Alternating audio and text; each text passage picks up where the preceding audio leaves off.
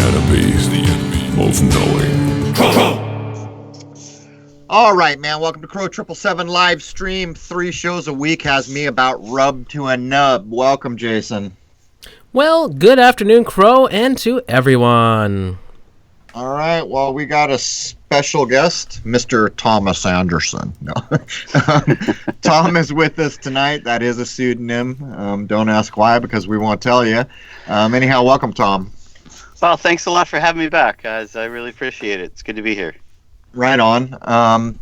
So how's it where everyone is, man? Tom, how's it where you are? It just keeps getting nuttier by the day. More and more stuff keeps getting closed or severely limited, and people aren't on edge yet, but it's getting there. It's an effing clown show here in the state of Rhode Island, where the governor announced earlier today National Guard was going to go door to door to look for New Yorkers. And I thought, good, those damn New Yorkers, you know how they dress. But then it occurred to me that's completely illegal, at which point, luckily, well, not luckily, because he just said it to cause trouble so people would get mad, he pointed out that that's not even legal. And then I pointed out what is legal about any of this, just to make a point. So we asked Tom to come back because if anyone is not familiar, Rose can give the show numbers that he was with us on, to discuss what he had experienced with a company called PR Newswire, and so that we can review all that and discuss how the mainstream media is being handed their source material to push this massive amount of, well, keep it on the down low. What's going on right now? You know, the whole beer bug. Well, it's kind of pathetic that we even have to get experts to point these things out. When you turn on your television, here's the thing, man. If anyone in the world listening right now has time, start to look up when all the commercials were created that have Corona nonsense in the commercials. I mean, they're everywhere. They're CVS. It's everywhere. And it occurred to me, having worked in and around entertainment in Southern California as a stagehand and knew a lot of people who actually did things like make commercials. It takes a while to pump these things out. You don't do it in the blink of an eye. And it occurred to me that if someone knew what they were doing, they could begin to show the production dates going back into the last year, if I had to guess. And I am guessing. But, I mean, what would you say, Tom? It's pretty clear this queue up began like years ago. Oh, absolutely. I mean, we could probably spend a week talking just about the social conditioning prior to all of this and the hand the media has played in it. But I mean, in the immediate situation we're in, you can go back to last fall, way before the so-called Exercise 201 occurred at Johns Hopkins, that has been making the rounds on the internet, and the Gates Foundation connection to it, and all that. This goes even back further than that, where you can look at some of the streaming services putting shows like original content shows and movies out tied to the idea of large, pandemics, contagious illnesses making the rounds.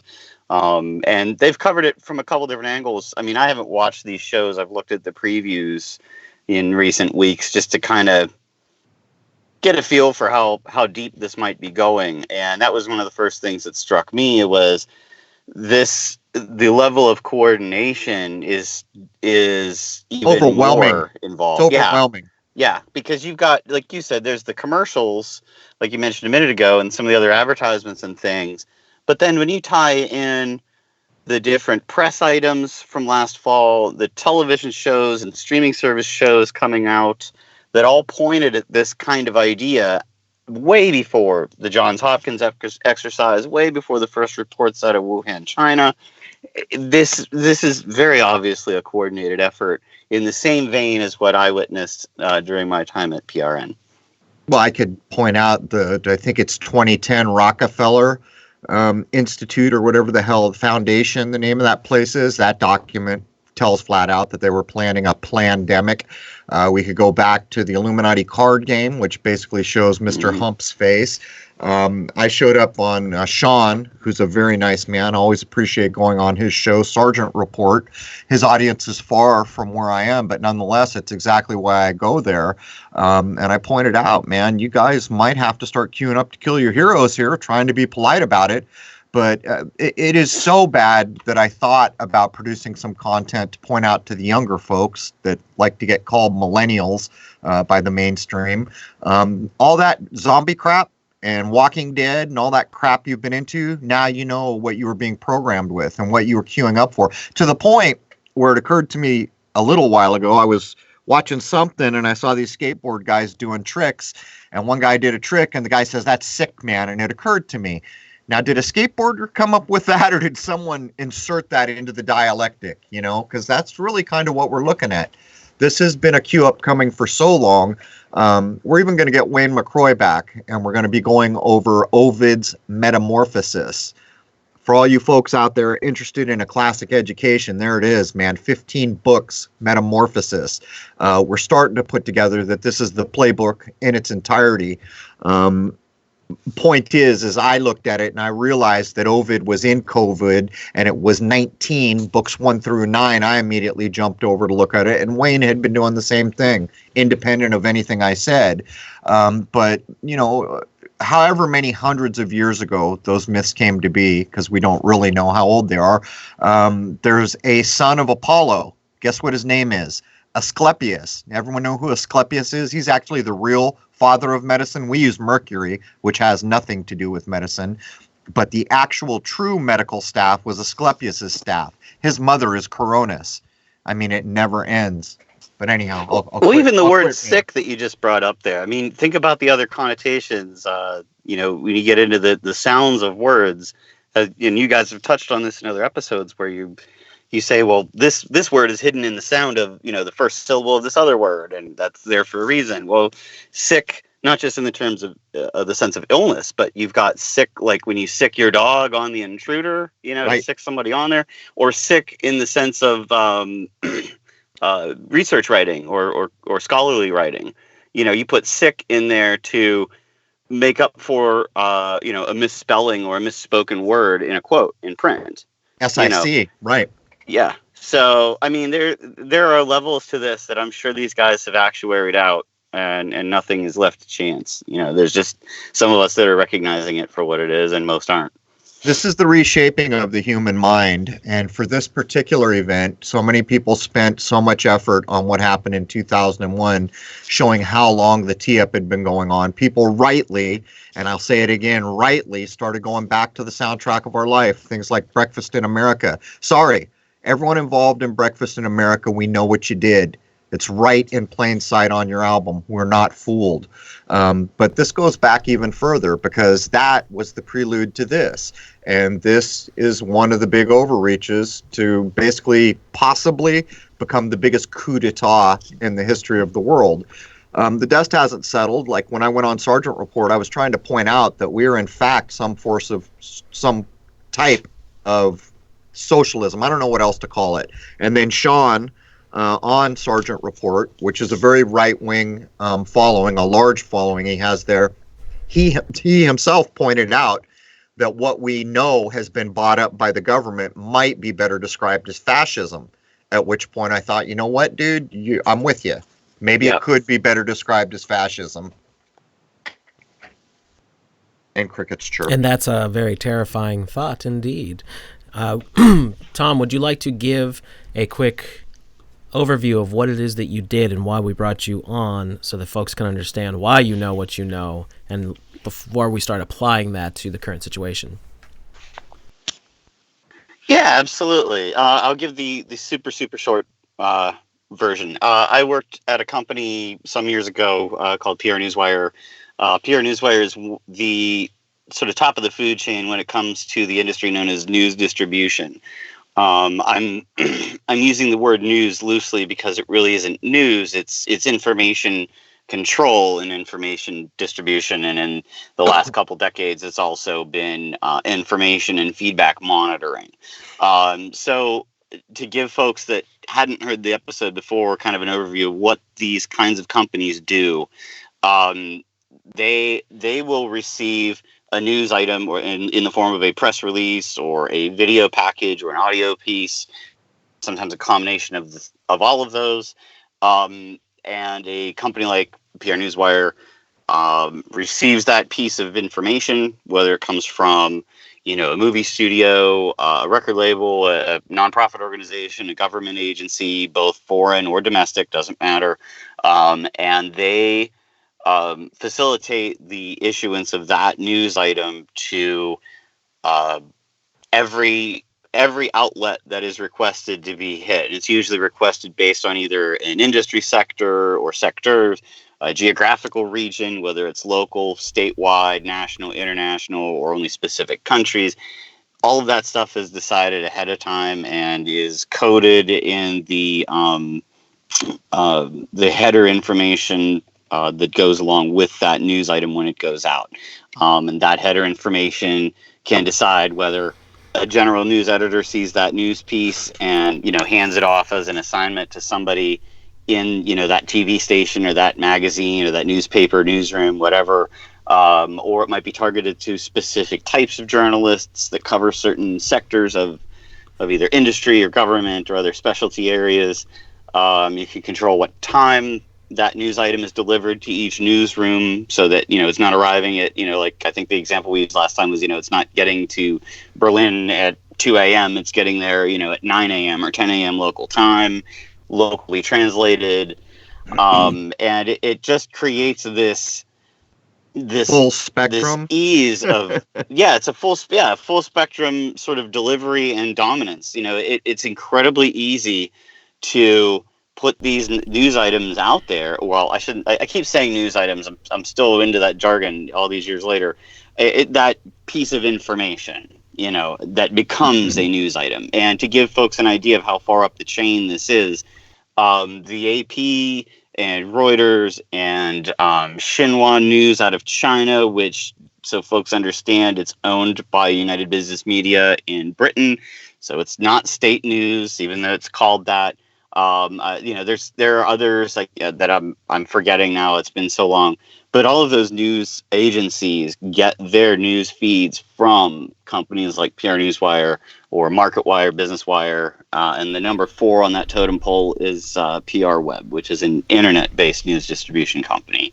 And that's how, unless it's a local news story about a car crash or a house that caught on fire, everything else that those talking heads on television or the people on radio or whatever, newspapers, they're getting these news items that they report on, and in a lot of cases just copy and paste into the column. They're getting them from these news distribution companies. And to give folks an idea, PR Newswire, like I mentioned, there are 4 major companies that handle this kind of work. PR Newswire owns over half of the business by themselves. So they are as big as it gets in this industry. How does Reuters fit into all of this? What's that? Reuters. How does Reuters fit into all of this? Reuters and the Associated Press are both owned by the same organization. They're just they're two halves of the same side of the same coin, I guess we'll say. And they do have their own reporters on the ground in different areas. But when it's a large story like the cerveza virus that we're talking about today, a lot of that information is coming from a centralized source like a PR Newswire or a BusinessWire. And then the AP decides where and when they want to send it out to any of the outlets that they're associated with.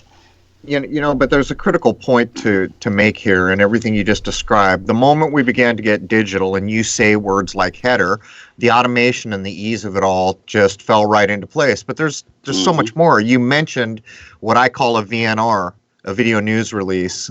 Sometimes they used to get called VNS or VNP. It's basically a video news release. If you don't know what a video news release, look it up. On CRROW777 on YouTube, if you do a search for VNR, there's, I don't know, it's getting to be close to 10-year-old clip there now. I don't know, maybe 8 years old. I don't know. One of the early clips I did that point out what's actually making your news. And so what people don't understand is when they're looking at their television in the evening and their local news person who they recognize, Billy Sue or Bobby Joe from their local town reporting the news, they quite often make it appear as if Billy Joe or Bobby Sue somehow did some investigative reporting, which is not the case. What actually happened was they got a VNR, a video news release. A VNR is made by a corporation, the federal government, the military, all these places that can just simply have video made that is then called a VNR, which has no guarantee or expectation that it's grounded in reality in any way. And then that gets edited in to make it look like Billy Joe and Bobby Sue that you recognize somehow have a reporting in with the story being told, which is completely fraudulent and fabricated. And can you add anything about VNRs there that I dropped? Well, I'll add just some icing to that cake. Put it that way. You got it right. You didn't drop a thing, so you're good.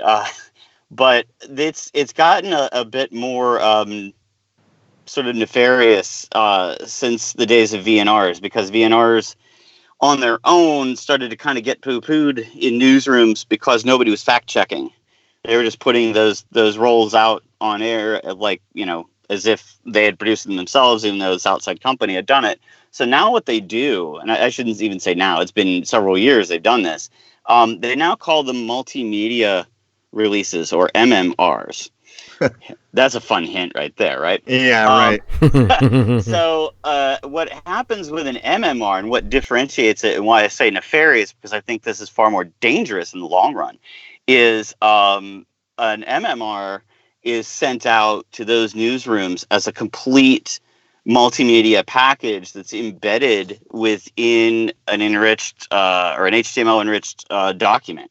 So they can take that MMR and simply assign it a page on, say, that news channel's website, WXDR or whatever the news channel is, .com/ whatever it is, and it just goes there, and everything, both the text of the news release is there with clickable links attached to certain keywords in that text. There's high-res photos. If a print outlet receives a copy of this release, they don't have to go through an intermediary to get those photos. They're already right there with the text in the format and the size that they require, according to the AP standards that we follow here in the United States, and whatever the standards are in other countries. And of course, the video package is embedded in that MMR. So if it's a television outlet, of course, they can download that high-res, ready to go to air video, and they're all set.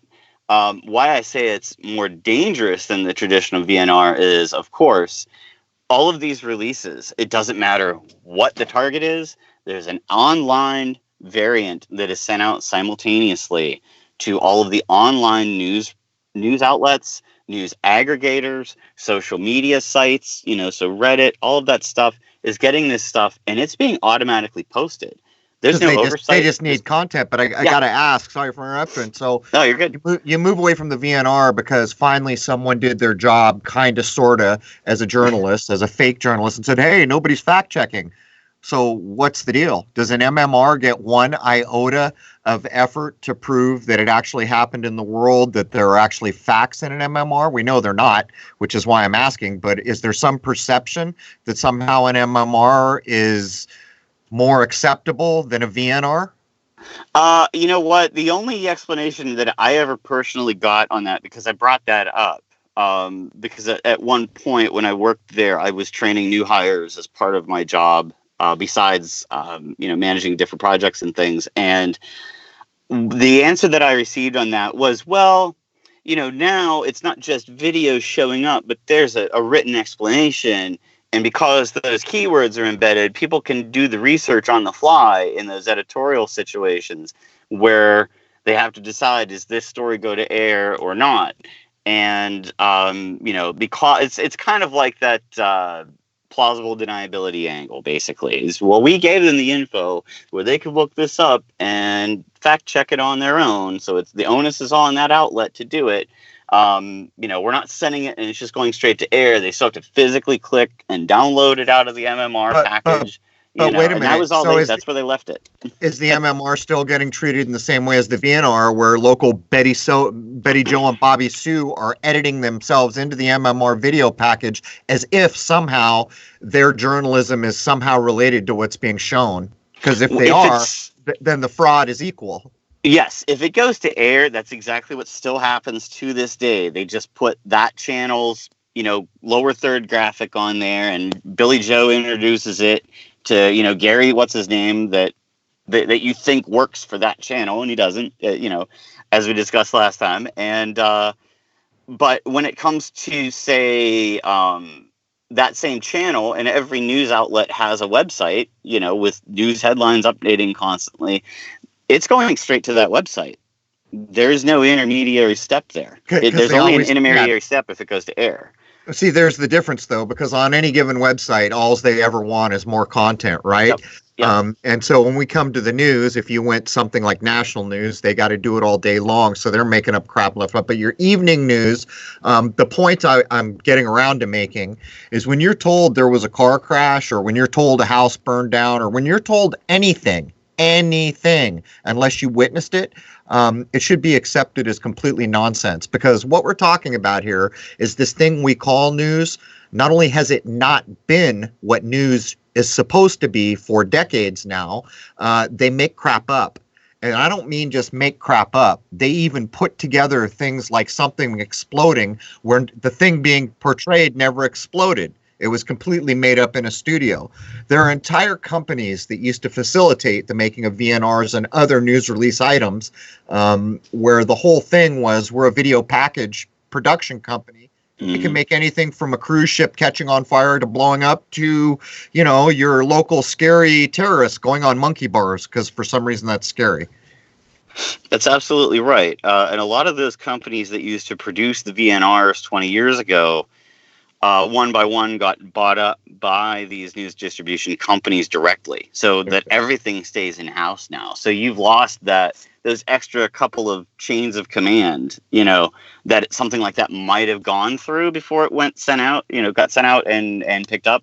Now it's just done in-house. You make one call, and an account executive makes it all happen for the client, whether that client is the U.S. government or MGM Studios or whatever. It's all the same process.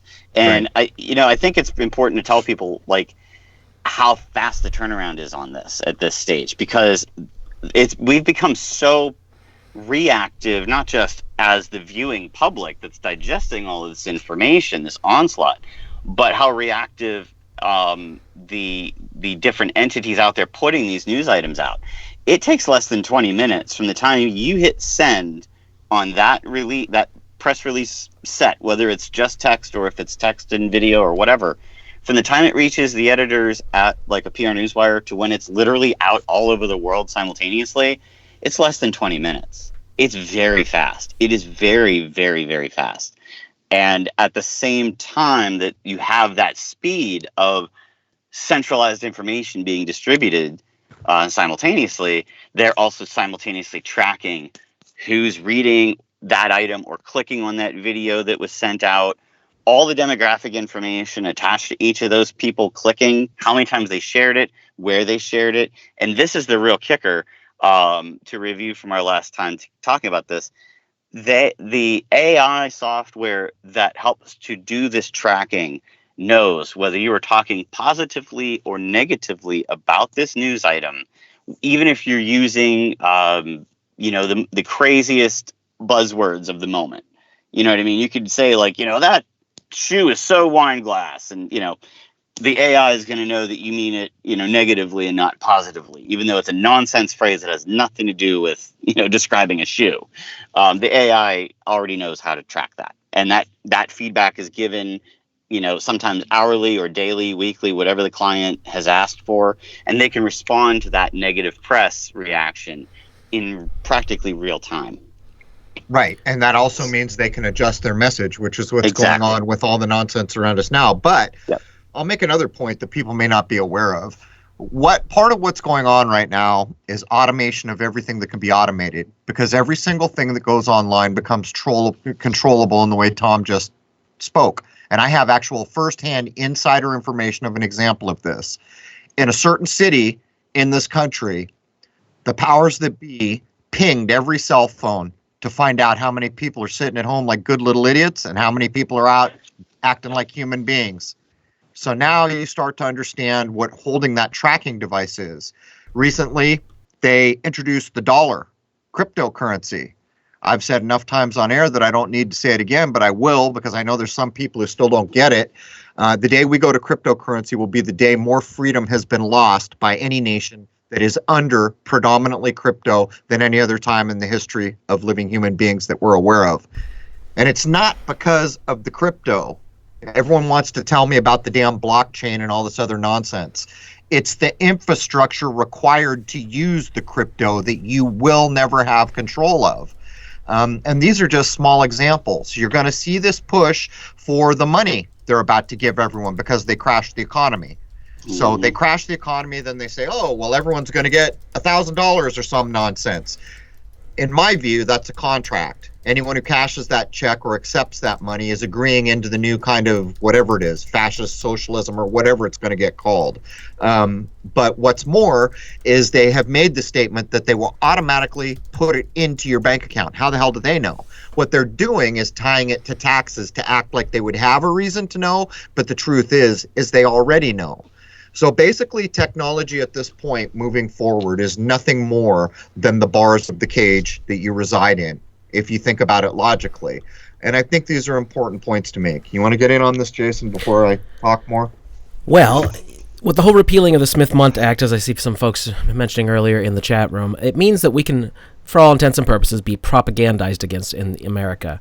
So, Tom, if somebody wanted to create a story, no matter whether it's true or not, how easily could it be done through the services that you saw being put into place and being used?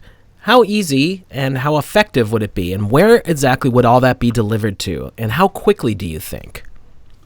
Well, you can have it all done in less than an hour. Let's to tack on to the end of that 20-minute turnaround time.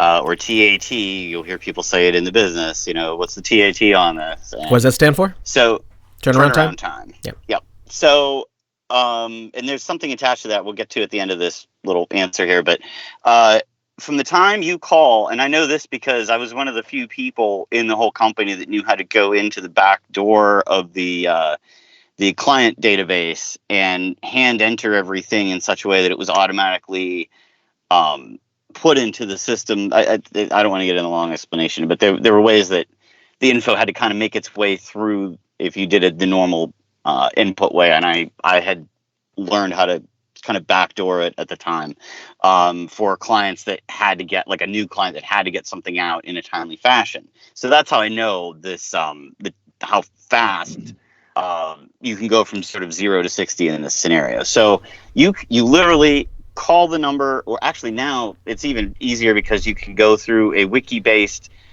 client interface with PR Newswire. They were the first company to do that, and that was, oh gosh, over a decade ago now. So they were ahead of the curve on that way back then. You don't even have to talk to a person. You could literally go on their site, enter your information, enter your credit card or PayPal info, have the account set up. You know, there's a membership fee. I think nowadays it's somewhere in the neighborhood of like $350 to $400 a year to be a member. If you're a business, a lot of times you can get that membership fee waived or reduced. Some of the other companies used to do, I know Business Wire, for example, used to require that, and so did MarketWire. They no longer require any kind of an access fee. It's just per release, and that's it. So even that stumbling block has been removed for the average person if they were going to try to do something like this. But you literally either call in and get the account set up, or you do it yourself on the website.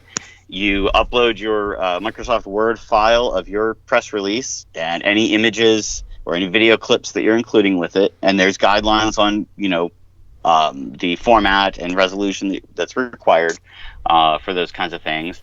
And once you upload it, if you say for immediate release, from the minute you upload that to the time it goes out is 20 minutes or less. So, like I said, if from the time you go, I will send out this thing I wrote, to the time that, Hans is reading it in Germany, if you've got the money to send it there, it's less than an hour. So let's do a hypothetical, Tom.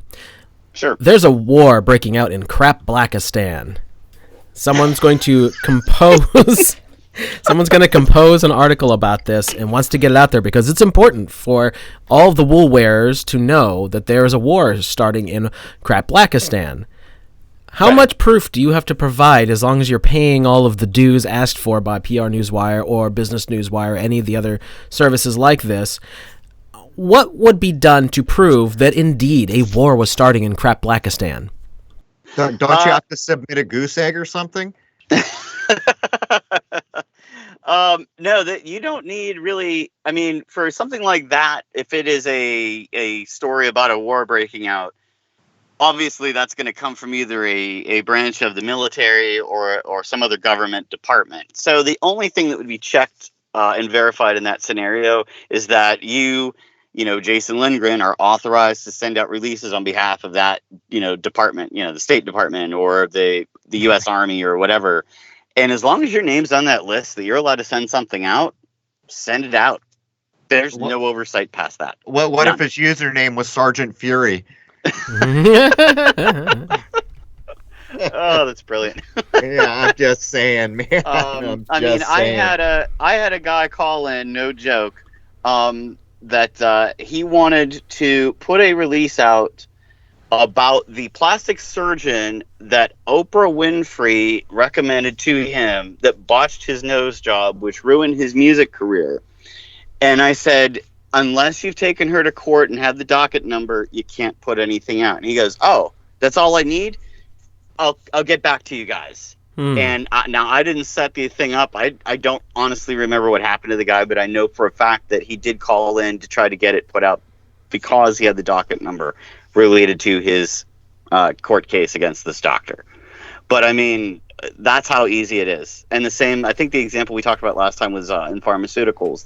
There's no oversight there. You can make any claim you want to about these magic jelly beans that cure diabetes. But so nobody's sitting there in a lab going, yeah, this is accurate. Put that out. Here's the thing, though, man. This is what the generation who grew up with the internet doesn't understand. Back in the 70s, Hollywood pumped out things like a movie called All the President's Men, which told the riveting story of the Watergate Hotel and how this guy named Deep Throat, by the way, the most popular porn movie that normalized porn ever, would take the name of the contact from this White House intrigue. But the movie is all about how the Fourth Estate, that's right, folks that are too young to remember, we grew up being told there was a Fourth Estate, basically media, that would look out for all of us. And if government was doing wrong, damn well they'd be right in there, as the movie All the President's Men shows and proves they do. It's all a put-up. And here's the difference. Back then, 99% of the world had no idea All the President's Men was a put-up. They thought it was a factual retelling of a factual world that they all knew and understood, and there was the Fourth Estate standing for us all. The difference between then and now is we all understand it's a put-up. So now when we look backwards in reverse, it is very easy to take apart all this programming that was designed to convince us that media did something helpful. And don't get me wrong, back in the day, media was nowhere near what it is now because it was owned by more people, basically. The point is we've never had a Fourth Estate.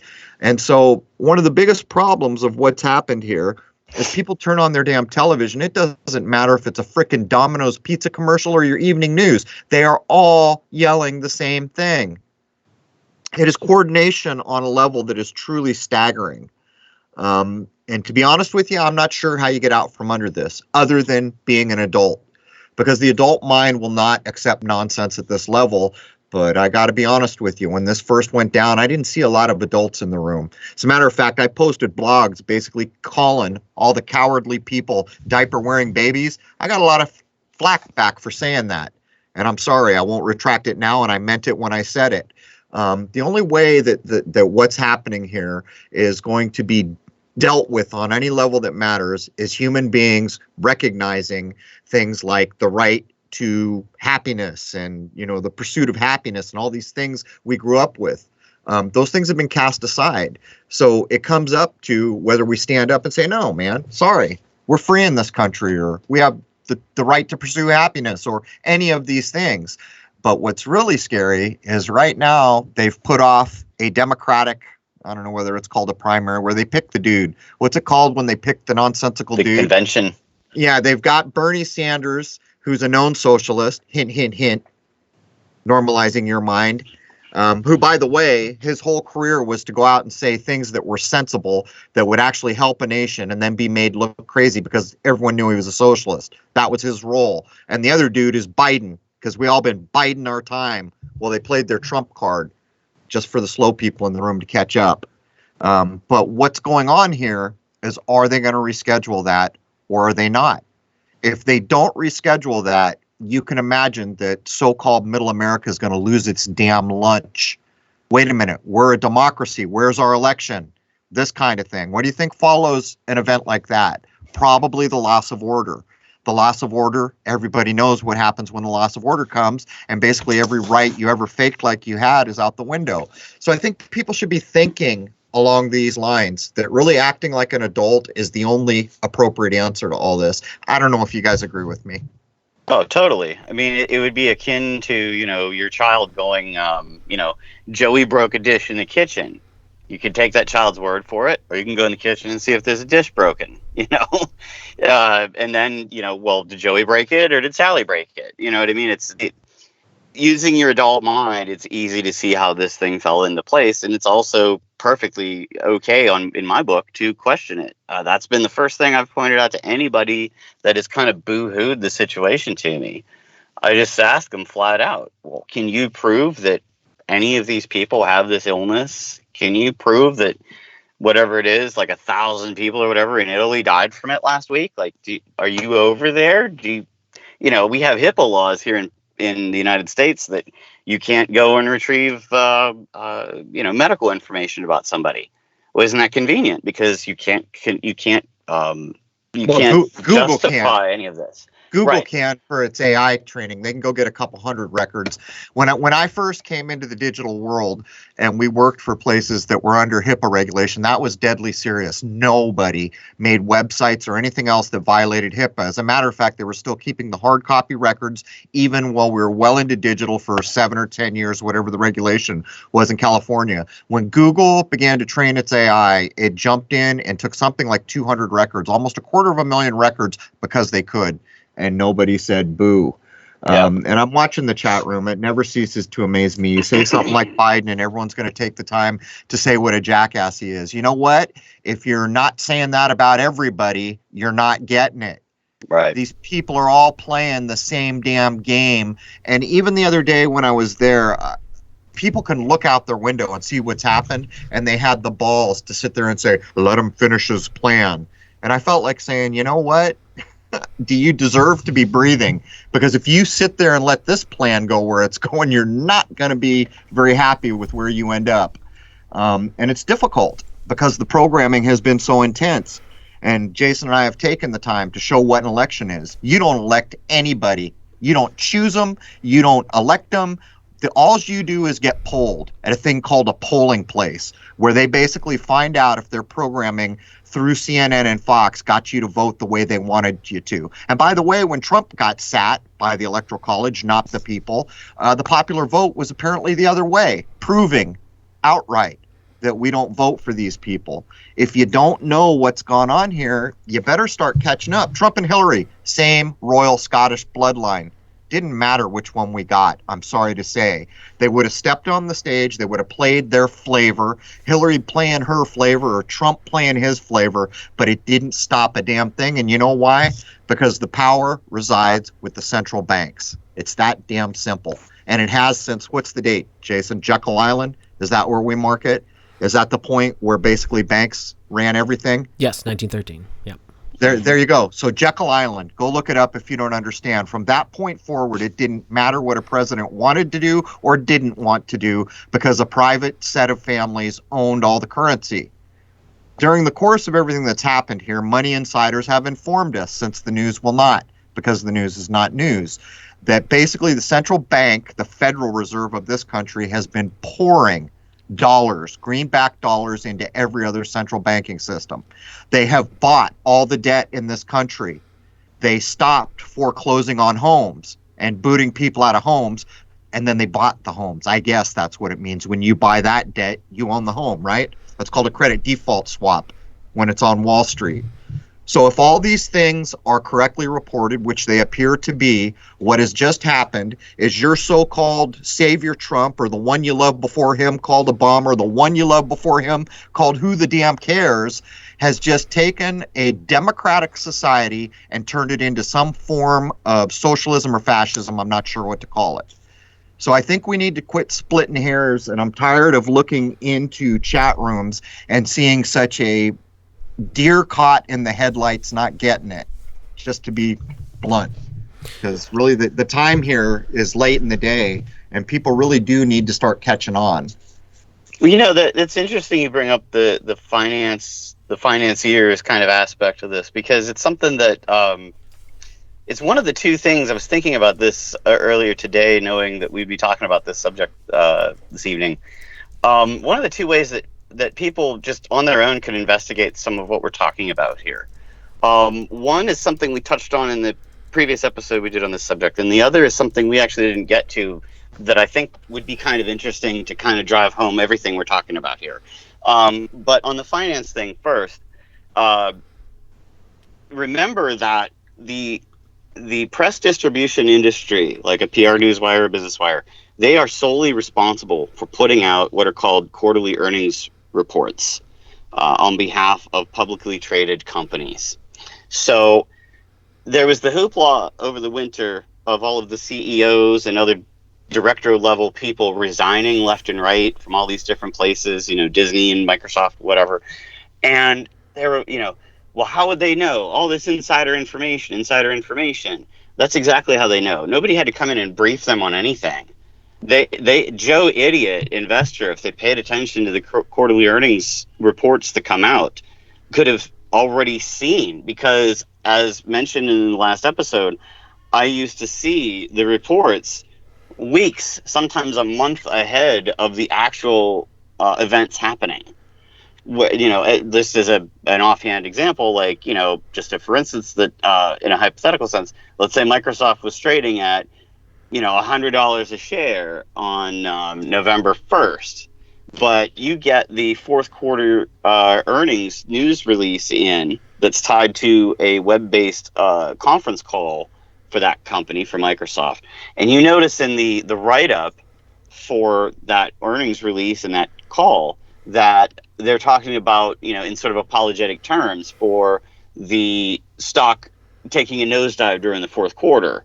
But you look at it live and you're like, well, it's still trading at $100 a share. Why are they apologizing for it trading at $75 a share? For a release, or for a release that's not scheduled to actually go out for 2 or 3 more weeks. And then sure enough, you watch the news between that day and the day that earnings release report goes out, and there'll be something in the news, some material news item, again, distributed through the same channels, that drives the perceived value of that stock down to $75 a share. So that day of or day before that earnings report goes out, it's trading downward at the exact target they set. This is done ahead of time, and it's always done every quarter of every year that everybody listening to this right now has likely been alive. And there were 200 plus, near 220 major CEOs that jumped ship. This is more in the and history it's the same of this with the country. politicians that did the same move. Yeah. And they dumped their stock too. Yeah. It cracks me up that people are still so completely enamored of Hollywood and their TV that they can't understand. Like, look what Dylan just did the other day. Dylan is now involved in the revelation of method for the JFK nonsense. Oh my God, yeah. 3 weeks ago, Jason, that I told you get ready for the revelation of method on JFK, something like that. Yep. 3 weeks ago, I told Jason the revelation of method was coming on JFK, and when it happened, woe to us all, because I know what revelation of method means. And so if you want to have a clue, and you listen to people who are old enough to remember something about this country other than the internet, when we took the fall for the first time, it was the JFK nonsense. That was the first time this country ever stumbled. And then things followed. And there were things like the Manson nonsense. And then the big one, it was Vietnam. America lost in public for the first time. This is where it started to destabilize. 1 month before I was born in 1963 with the JFK nonsense. there was the spell cast that has led us to what's going on now. From greatest in the world, can't be better than the United States, to oops, there's a stumble, to where we are now in free fall. And I still see people coming along to say, oh, well, this entertainer is great. No, that entertainer is a puppet. What Bob Dylan just did was begin the revelation of method for JFK. And for people who want to know something in this world, look what happens when revelation of method comes. Your permission for all the wrongs done is about to be collected, and it's going to be done. And there's probably really nothing you can do to stop it, because what meaningful action could possibly be put together to do something about what happened all those years ago in 1963? Nonetheless, just to put a fine point on it, it was 3 weeks ago that Jason and I had this conversation, and it was yesterday or the day before I was made aware of the Dylan nonsense. Now, the other thing that people can do, and I haven't had the stomach the last 2 days to watch the, whatever it is, 17-minute music video that Bob Dylan put out for that song. But one of the other ways that people, the average person sitting right here, right there at home listening to this can try this out. And it should not cost you anything. You can get a hold of any of these news distribution companies like PR Newswire and ask them for what's called the National Editorial Calendar. It's just a generic term. A lot of people, you'll hear them throw it around. Some people will call it different things. All it is, and it comes out beginning to middle of December every year for the following year. And it has the due dates assigned to specific categories and topics throughout the rest of the year, so that there's enough time for editors to get those news releases, hand them off to the appropriate reporters or journalists or what have you, and have those stories go to air, go to print during the season attached to it. So, like, for example, starting in September, there are due dates for hot, Christmas gift items. And there's like 2 or 3 of those, from like early September through like early November of these due dates. There's other, there's stuff for wedding season. The due dates are like in February for like what's considered wedding season, May, June, July, August. And the stories that'll come out then. That's how far in advance a lot of this stuff has to be planned.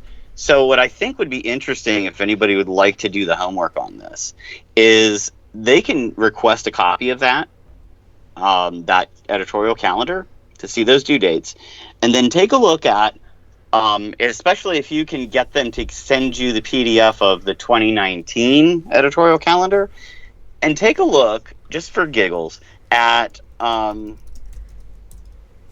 the tie-in of the timing of some of the TV shows we talked about at the beginning of the show that talked about, contagious diseases and pandemics and government lockdowns, all that other stuff that happened before Exercise 201 and all of that. Brilliant. Take a look at what the due dates were for anything related to medical topics, or if there's anything in there about home health care, if you know what I mean, anything at all. Even, things to, crafts to do when you're stuck at home. Like, take a look at the due dates for those and see if there's a correlation. And then, of course, go and start looking in, say, the week or two leading up to the premiere of each of these shows, these programming shows, Netflix and Amazon are doing. And what kind of news stories were running separate from those shows? Because I guarantee you, all of it's tied in. All of it's coordinated, and it's 100% provable. And like we've talked about before, when you can see the GoFundMe pages that were set up days ahead of a mass shooting event, air quotes, take a look at, say, job postings with, what was it, the CDC? Was it the CDC or NIH that got caught the other day that had job postings somebody found that were posted a month ahead of time last fall for quarantine controller jobs or something like that? Like, I would challenge the people listening right now, go back to last summer and start forward from there and see how much of this is tied together. That is so brilliant that I'll make you an offer. Your idea is so brilliant and so kind of all-inclusively provable. Would you be interested in doing a show with Jason and I on it? Would you be interested in and being the foundation of that idea and coming on to demonstrate exactly what you just said. I think a lot of people kind of got what you just said, but to me, it's like brilliant. Would you be interested in doing it? Sure, yeah. As long as it pays at least 5 cents, we're good. I can pay you 4, but since that's the death number, we'll make Jason out a penny. How's that sound? I got a wooden That's nickel. cool. Oh, even better. I can use that. Yeah. If it was just wood, it would be cheaper. That's what we're all going to be using here pretty quick. What's that old joke? It's not funny, but I'm going to say it anyhow. If I didn't wake up with a heart on, I had nothing to play with for the day. That's where we're going to be. Oh, my. Yeah, you think... Yeah, people have no idea. Kids, he's talking about real wood. Don't ask mom and dad what a heart on is. We've fallen off the track. No, I'm serious, Tom. Yeah, that'd be... Do the foundation. As a matter of fact, as soon as you can put it together is as soon as we'll record it. What do you think, Jason? Oh, I dig that. Let's make it happen, Tom, if you're up for it. Yeah, that'd be great. That's proof beyond deniability, and particularly if you can throw in a nice pizza commercial or something, or 3 or 4 or 10. And what's CVS? What's CVS stand for? Coronavirus. No, you can't say those words. It's beer bug. Do we just put it all we just do the whole show as like 2 and 3 minute infomercials on each micro topic, right? That way the millennial crowd can digest it, right? It's all VNRs, wall to wall. Hi, my name is Bob, and I'm from the controlling faction. I was completely in line with getting the beer bug out to you, one and all. We're working on a vaccine now just for your health. Be sure to take it. Roll those sleeves up, boys and girls. Yeah, you want to know where America's come from? Go back to like the early '70s and look at Match Game. They're giving people like $10,000 to $20,000 in a winner. You know, in another 2 months it'll be, well, Johnny, what did he win? Oh, a pair of Skechers, right on. Yes, I can trade those for so many rolls of toilet paper and soap. I just got a meme. I actually passed it on to Jason earlier today of the revised. I think I passed it on to you. The revised Maslow's hierarchy of needs. At the base of it was toilet paper. Next above it was Wi-Fi, and then it continued on from there as normal. God, it's almost too much to not be funny. In a way, it is almost so ironic that it's just comedy from top to bottom. It irks me. And the reason it irks me is because some of the most obvious things people just can't see because they suck on the teat of programming every day, and it gets to you. I don't know. How much? I don't even know how old you are, Tom. How much life did you have before the internet? About the same as me.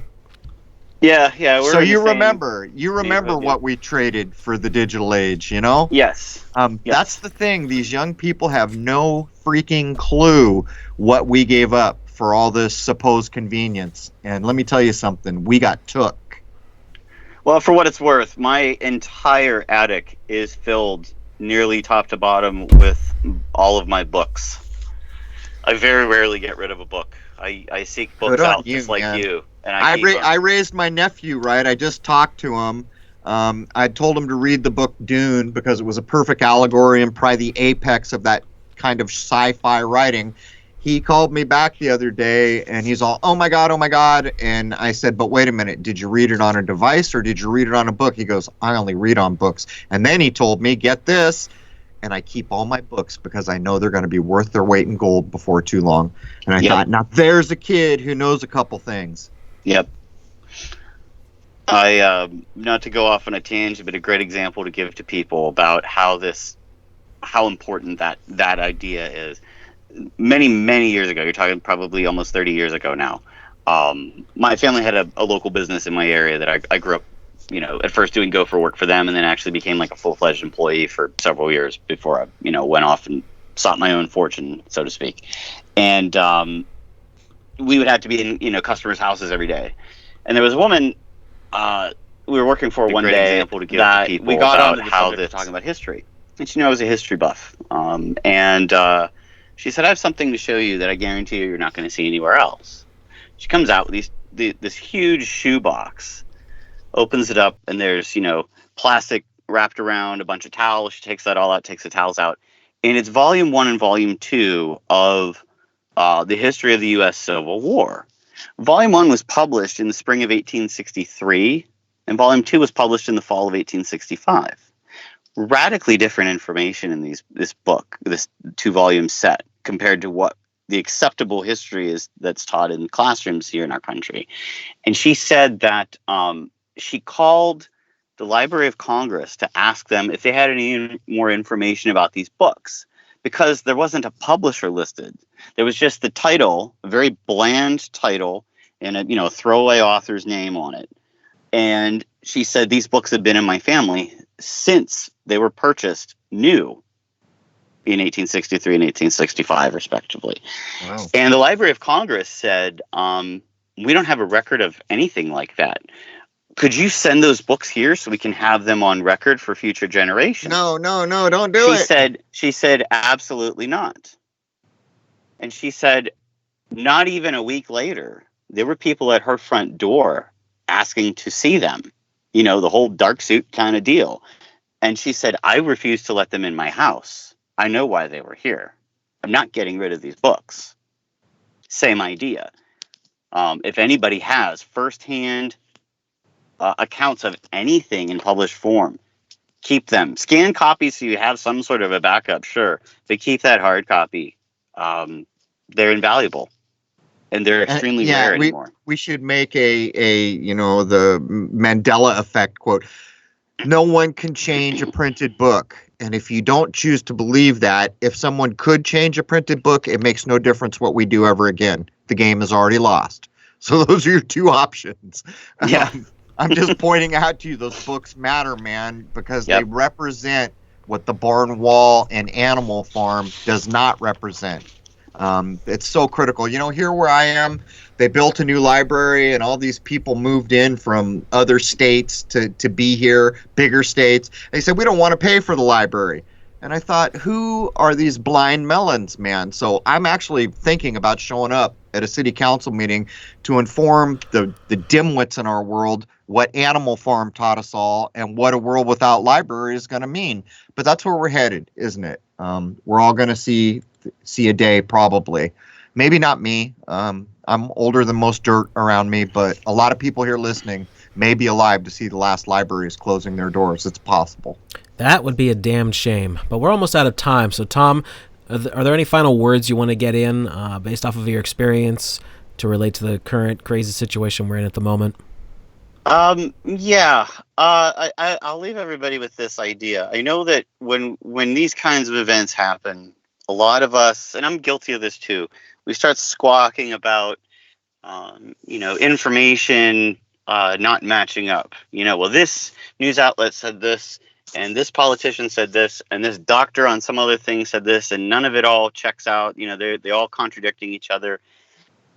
That's the easy moving target, and I would caution everybody to try to hold back on that squawking, because that's not what to be worried about. That's not where the concern should be, knowing how controlled information is through these kinds of organizations like PRN and even the AP and Reuters and so forth. My concern, my red flags would start going off when everybody starts, like that old Conan O'Brien sketch of everybody, the 200 news journalists saying the same verbatim script on TV. That's when I would be concerned, because that means that they have been able to take a survey of the public's reaction around the world to this, whatever this incident is, in reality, and the information that they put out in different forms and different angles. They took that feedback, they crafted a singular script that they knew would get most everybody to go along. When you start seeing news reports in print, on the radio, on the internet, on TV, whatever, all start saying the same script with the same data, the same statistics on who is sick and who died and whatever, when they all start saying those word for word same scripts, that's when you need to get your ire up. That's when you need to start pointing this out to people. Because if you're sitting there and arguing over what the contradictory points are, you're creating the smokescreen that these people need to pull this off. you're pushing all of those talking points to the top of search returns naturally. They don't even have to game the system on like Google or wherever. You're helping it happen. Wait for when those script talking points start to multiply everywhere. That's when you need to start taking action. That's when you need to start those conversations with your neighbors, however uncomfortable they might be, and point out, look, this isn't right. This isn't how news happens. This is literally a script and everybody's reading from it. That's when to be concerned. That's just my 2 cents on it from my experience, and that's what I'll leave everybody with. All right. Well, I'll add one more thing. Acting like an adult right now and keeping order are the biggest things. If people can be made to lose their minds and go out and flip out, bad things are probably going to follow. So act like an adult. And I'll tell you another thing. The entirety of the kind of culture that's grown up on the internet has rolled out the red carpet for what we see now. And I'll give you one small example, and there are so many damn examples I could give. The divisive nature. Oh, you don't believe what that person believes. You can't go on that show and talk. Those people don't believe what you believe. And if you logically break down these kinds of ideas, those are exactly the people who should be talking, is people with differing ideas, just to be clear. But one of the simplest things I notice is, can we all agree that an adult human being has their own ideas? Right? If you're an adult human being, you have your own ideas. So if you're one of those people with a frickin' Arnold Schwarzenegger avatar or Jim Carrey or some other Hollywood nonsense, get rid of it. You're an adult human being. You have ideas, use them. That's the first step. And I was going to introduce the fig, by the way. Should I do the fig, Jason? Yeah, let's do the fig. I go into places like DLive, and thankfully Rose runs it. I can't do it, man. It's like Jim Carrey and some other dumbass thing blinking in my face as if it somehow reflects the ideas of someone. So I was going to invent the fig because it's the polar opposite of a GIF. Get it? GIF, fig. And also, back in ancient Rome, people would flip you off by giving you the fig. It was the thumb between a couple fingers. So I was going to make a fig icon to get people to freaking get their own ideas back in their minds. What Jim Carrey did in a movie doesn't represent an adult human mind. It just doesn't. If you saw it occasionally, it might be a chuckle, but you don't see it occasionally anymore. You see it nonstop. It's infantile, and it's paving the way for the mow-over that's attempting right now. So I'm just saying, man, if you're an adult and you want to be with me, you have your own ideas. Express them. Pretty important thing to do right now. All right, that's going to do it. Crow, are we going to go for Kurt this week? I think we are going to go for Kurt this week, although I was very fortunate to meet a guy who's into Tibetan medicine. And I know a lot of people's eyes are going to glaze over, but you know what? I'm sick to death of the medicine we get in this country. And I realized the other day why I'm sick of it, because it's detached from nature. If you go back to all these older traditions, some of them are thousands of years old, their medicine is in step with the sky clock and in step with nature. And then from my point of view, it has value. So I think we're recording him pretty quickly, and we're going to try to pick what's most topical. Jason and I are trying to knock out 2 full shows along with this live show each week. It's wearing me down to a nub, but we'll hold it up. I think I'm with you, Jason. Right now, it looks like Kurt. All right. That's going to do it for us. Awesome. Of course, Kurt's a good dude. Kurt is a good dude, and again, he had some really cool information to discuss. So, of course, this Wednesday, join Wayne McCroy and myself, 8 to 10 Central Time, which is where I'm at, so I'm always thinking in those terms. We'll let you know what the topic is probably tomorrow. We have a few things in mind, but thank you, everybody, and we'll see you soon.